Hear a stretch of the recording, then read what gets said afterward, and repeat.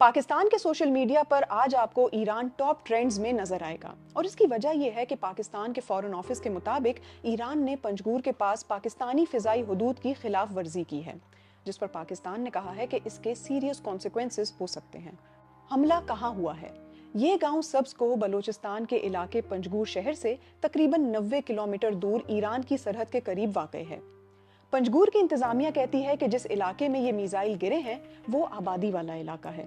حملے کے بعد ایران کیا کہتا ہے؟ ایران کی نیم سرکاری نیوز ایجنسی تسنیم نیوز کی جانب سے کہا گیا ہے ایران نے پاکستانی حدود میں جیش العدل نامی عسکریت پسند تنظیم کے ٹھکانوں کو ڈرون اور میزائلوں سے نشانہ بنایا ہے۔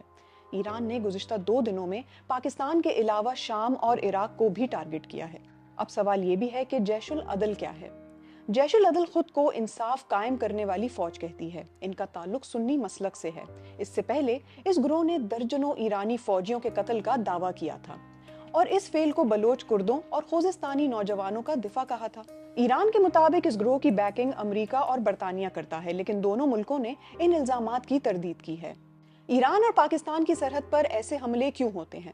بلوچستان کے جنوب مغربی علاقوں میں پہلے سے ہی انسرجنسی رہی ہے، اور پچھلے چند برسوں میں ایران کے سیستان و بلوچستان صوبوں کے شدت پسند گروہوں نے ایرانی فوج کو مسلسل ٹارگٹ کیا ہے۔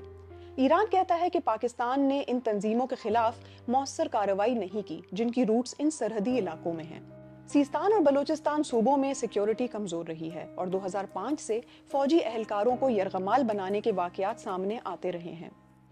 ISPR کے مطابق اس سے پہلے بھی اپریل اور جون 2023 میں ایران نے بلوچستان کے سرحدی علاقوں پر حملے کیے۔ اب اس تمام تر صورتحال میں پاکستان کا رد عمل یہ ہے کہ انہوں نے ایران سے اپنا سفیر واپس بلانے کا اعلان کر دیا ہے۔